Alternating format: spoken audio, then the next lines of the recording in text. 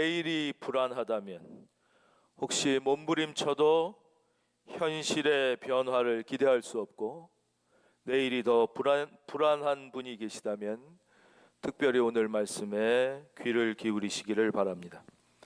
오늘 29절, 그들이 여리고에서 떠나갈 때 큰 무리가 예수를 따르더라.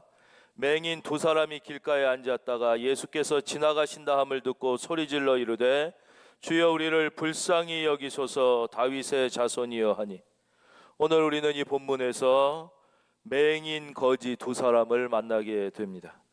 이 사람들은 맹인이었고 그 당시 맹인은 아무 직업도 가질 수 없었기 때문에 필연적으로 거지였습니다.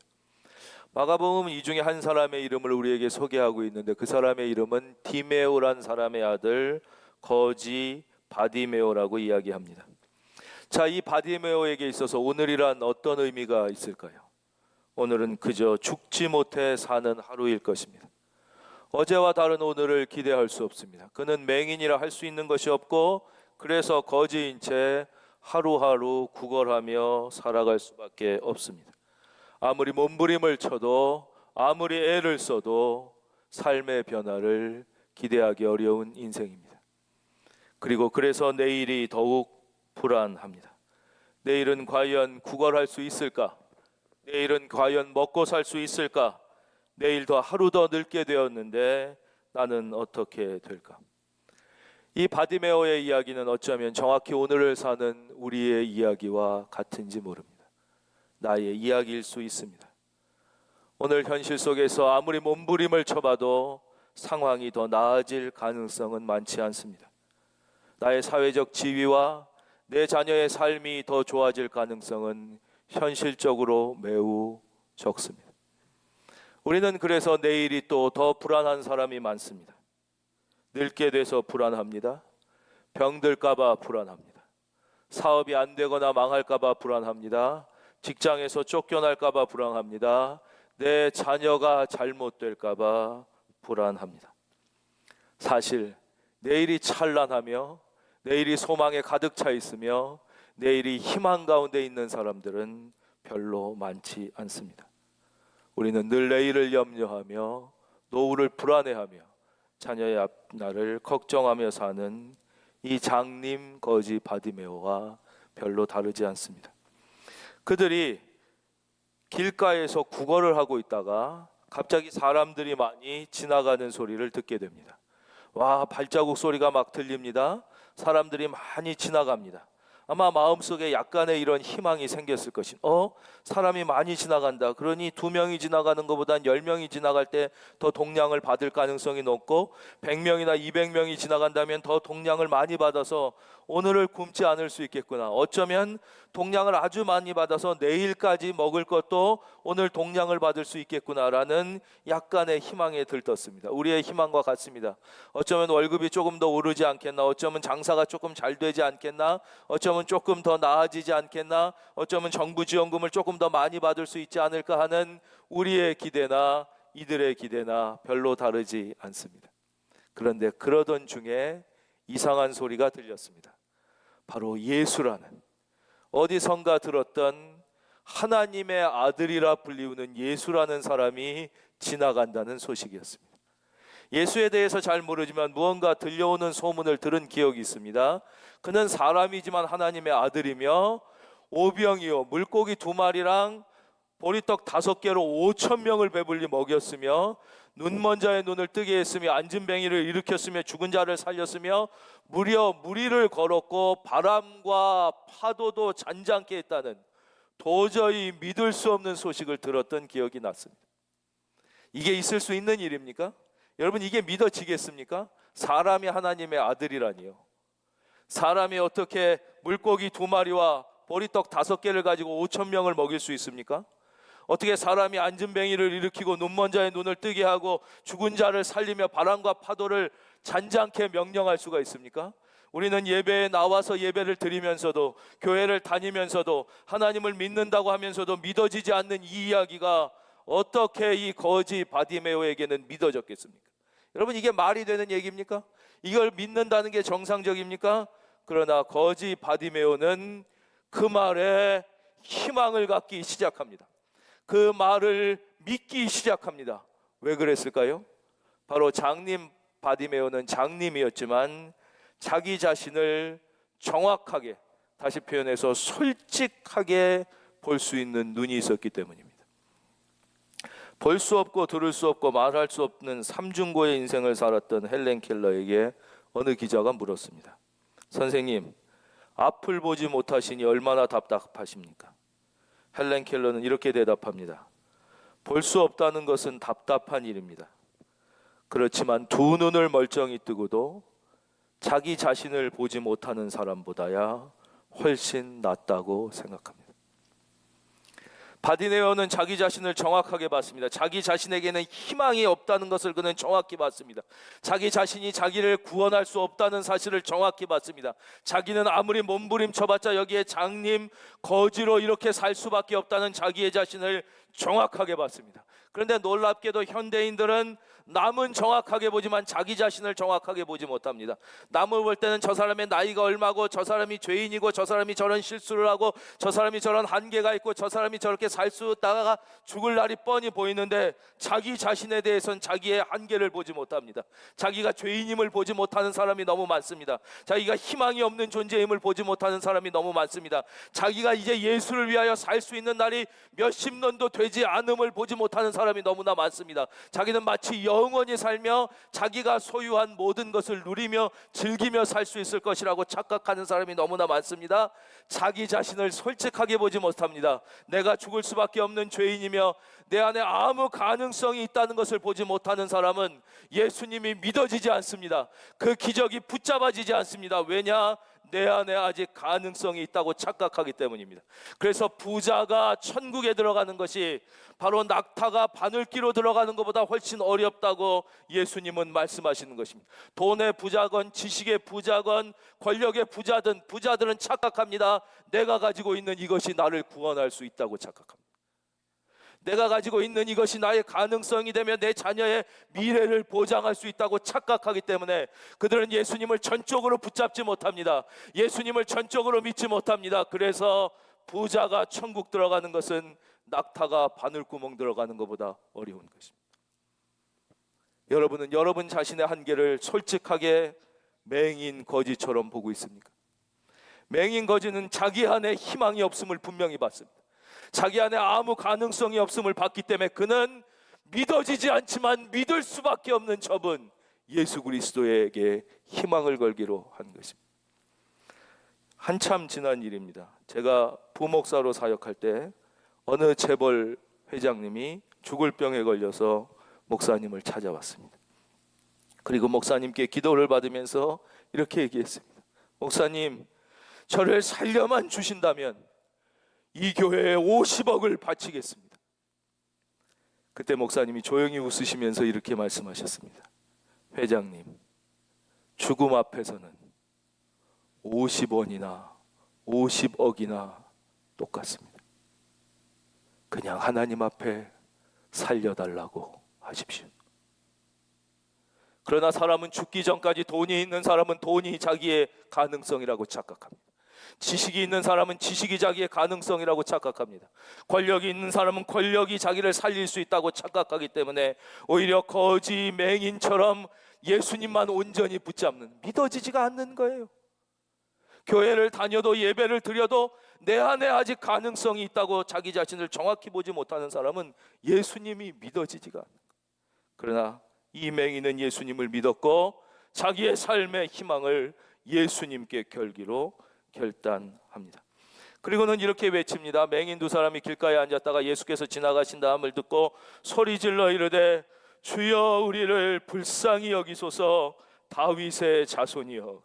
그래서 다윗의 자손이란 말은 이제 구약 성경에 메시아가 다윗의 자손으로 오신다 이런 말씀을 들은 적이 있는 거예요. 메시아는 우리의 유일한 구원자이며 유일한 치료자라는 뜻이야. 그러니까 예수님이 지나가신다 그러니까 다윗의 자손이 나의 메시아, 나의 유일한 구원자이며 나의 치료자, 나를 불쌍히 여기소서 이렇게 소리질러서 외쳤습니다. 그랬더니 어떤 반응이 일어납니까? 31절입니다.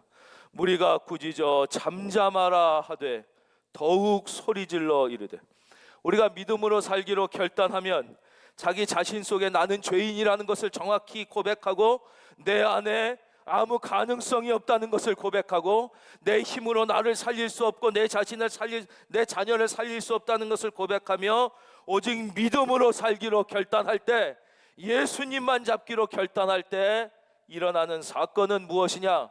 그것은 응원과 격려가 아니라 압박과 핍박이라는 사실을 우리는 발견하게 됩니다. 여러분 꼭 기억하십시오. 우리가 대충 예수를 믿다가 진짜 예수를 믿고자 할 때, 내가 내 힘을 의지하고 살다가 진짜 예수님만 의지하고 살려고 결단할 때 일어나는 첫 번째 우리 주위의 변화는 격려와 응원이 아니라 반드시 핍박과 압박이라는 것입니다. 무리가 꾸짖어 잠잠하라 하되 이 맹인 거지에게 핍박과 압박이 일어납니다. 이 핍박과 압박은 처음에 내 안에 있는 어떤 심리적 갈등으로 오기도 합니다. 또 어떤 거대한 영적인 세력인 사탄과 외부로부터 오기도 합니다. 그러나 가장 많은 경우 이 핍박과 압박, 우리가 믿음으로 살려고 할 때 우리에게 오는 핍박과 압박은 우리 주변으로부터 옵니다. 그 사람들은 예수를 믿는 사람들일 수도 있고 예수를 믿지 않는 사람일 수도 있지만 거의 우리 주변으로부터 압박은 시작됩니다. 여기서도 이 무리를 보십시오. 이 무리 중에 상당수는 예수님의 제자와 예수님을 따르는 사람들이었을 것입니다. 그 사람들이 이들을 핍박하고 압박합니다. 무리가 꾸짖어 잠잠하라. 예수를 믿지 않는 주변의 사람들이 네가 예수 믿는다고 되겠냐? 그렇게 지금까지도 안 되는데 모든 것은 믿음으로 산다고 되겠냐? 예배드리고 기도하고 모든 것을 전적으로 예수님만 붙잡고 늘어진다고 되겠냐? 우리를 심리적으로 압박하고 핍박합니다. 그럴 때 우리는 어떻게 해야 합니까?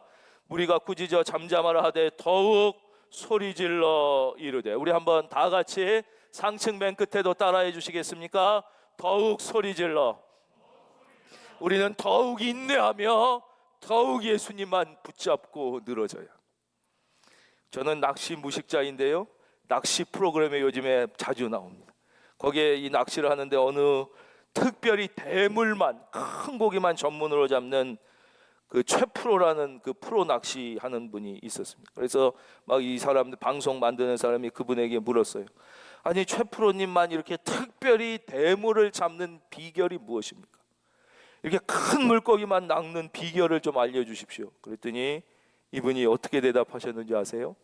놀랍게도 비결은 딱 하나, 제가 대물을 낚을 수 있는 비결은 기다리는 것입니다. 이렇게 얘기했습니다. 인내하는 수밖에 없다는 것입니다. 포인트를 바꾸고 미끼를 바꾸고 자꾸 찌를 들었다 내렸다 해서는 결코 대물이 물어주지 않는다는 것입니다. 물어주지 않아도, 잡히지 않아도 끝까지 인내하며 기다리는 것이 대물을 잡을 수 있는 유일한 방법이라고, 기다리는 것, 인내하는 것이라고 얘기했습니다. 저는 지금도 신앙 경험이 매우 짧지만 더 짧았던 한때 저는 잠깐 이런 잘못된 생각을 한 적이 있었습니다. 기도도 질이 중요하지, 기도의 질이 중요하지, 양이 그렇게 중요하겠나? 양보다는 질이 더 중요할 것이라고 잘못 생각한 적이 있었습니다. 그런데 제가 비록 길지 않은 생활이지만 목회를 하고 많은 성도님들을 섬기면서 분명히 깨닫게 된 진실은, 어떠한 경우라도 기도의 응답을 받고 기도를 통하여 수많은 축복과 응답의 열매를 누리는 분들은 하나님 앞에 오래 무릎 꿇고 오래 엎드리고 인내하고 포기하지 않고 기다리며, 할렐루야, 오래 기도하는 사람들이었다는 것입니다. 오래 무릎 꿇고 오래 기다리고 오래 엎드리지 않는 사람들에게 기도에 놀라운 응답과 기도의 열매는 결코 맺혀지지 않는다는 진실을 저는 비록 짧은 기간이지만 분명하게 경험하며 체험했습니다. 이것은 진실입니다. 사랑하는 성도님, 우리가 오직 예수로 믿음으로 살고자 결단하고 내 마음의 발걸음을 옮길 때 주변으로부터 반드시 핍박과 압박이 올 것입니다. 그럴수록 우리는 바디메오를 기억해야 합니다. 오늘 말씀을 붙잡아야 됩니다. 더욱 소리질러 이르되 더욱 인내하며 더욱 믿음으로 예수만 붙잡을 수 있기를 주의 이름으로 축원합니다. 무리가 꾸짖어 잠잠하라 하되 더욱 소리질러 이르되 주여 우리를 불쌍히 여기소서, 다윗의 자손이여 하는지라. 예수께서 머물러서서, 정말 이 사람들이 무슨 지식이 있었겠습니까? 성경에 대해서 얼마나 많이 공부할 수 있었겠습니까? 이 사람이, 그렇죠? 그리고 제사장이나 서기관, 바리새인들이 이런 거지 맹인한테 무슨 성경을 그렇게 가르쳐 줬겠습니까? 성경에 대해서도 별로 아는 게 없어요. 그럼 이 사람들이 세상 지식은 많았겠습니까? 세상 지식도 그 당시엔 점자도 없고 맹인이 공부할 수 있는 길이 거의 없어요. 완전히 무식한 사람일 것이에요. 그렇죠? 그러니까 이분들이 성경에 대해서도 아는 게 별로 없어. 예수님에 대해서도 별로 없어. 세상 지식에 대해서도 아는 것이 별로 없어요. 그런데 그들이 주여 나의 메시아여 우리를 불쌍히 여겨 주시옵소서 막 핍박하니까 더 소리 질러서 막 부른 거예요. 우리말로 해석해 드리겠습니다. 이거예요. 예수님, 저는 솔직히 잘 모르겠습니다. 뭐 어떤 사람이 당신이 하나님의 아들이라고 그러고 구원자라고 그러고 메시아라고 그러는데 저는 성경도 잘 모르고 머리도 별로 좋지 않고 세상적으로 공부도 많이 하지 않아서 잘 모르겠습니다. 솔직히 잘 모르겠는데 그래도 생각해 보니 당신만이 나의 희망인 것 같습니다. 당신만이 나의 유일한 살 수 있는 길인 것 같습니다. 당신만이 내가 구원받고 치료받을 수 있는 마지막 희망인 것 같습니다. 그러니 예수님 나를 좀 불쌍히 여겨 주시옵소서. 당신 말고는 붙잡을 사람이 없습니다. 당신만 붙잡고 늘어지겠사오니 주여 저를 불쌍히 여겨 주시옵소서. 그게 이 맹인 거지의 고백이었습니다. 그 무식한 맹인 거지의 고백 앞에 예수께서 머물러 쓰셨다고 성경은 말씀하십니다. 여러분, 지난주 지지난주 계속하여 예수님이 어디로 가고 계신다고 말씀드렸습니까? 예수님의 사역의 하이라이트 십자가를 향해서 가고 있었습니다. 예루살렘을 향해서 가고 있었습니다. 사역의 완성을 향하여 가고 있었습니다.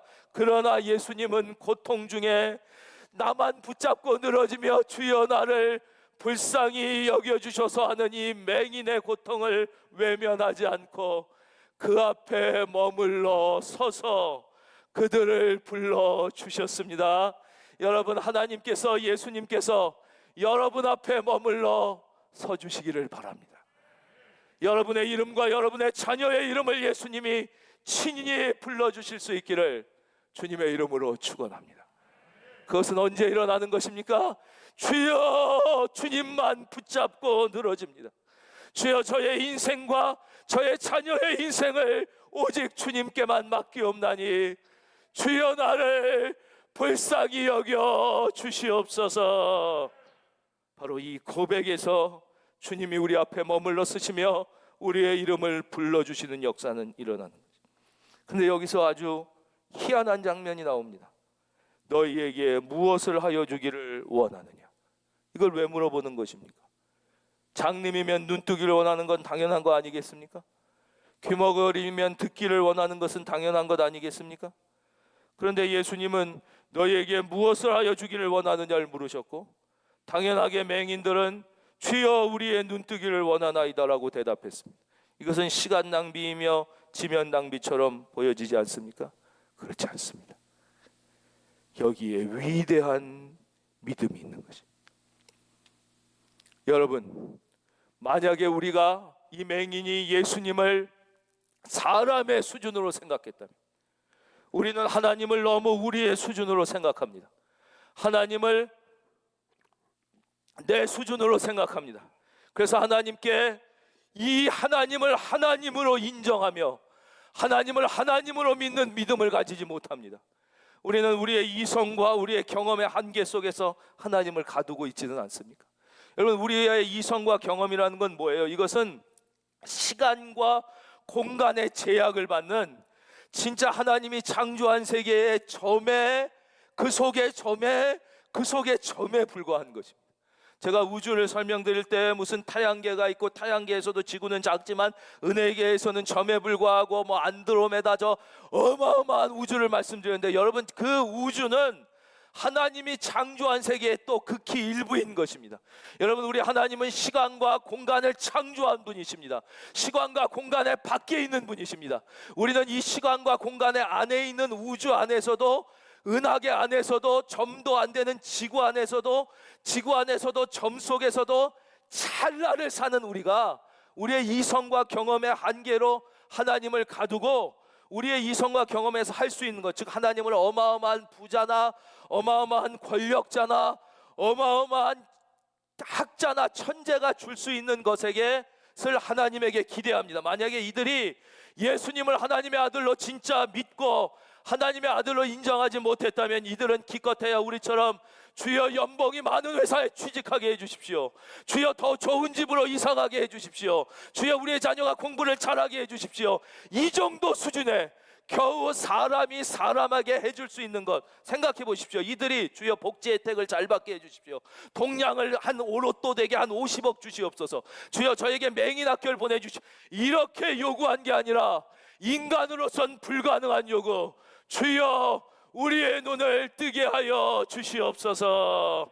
저요 여러분들이 하나님께 이렇게 기도하길 원합니다.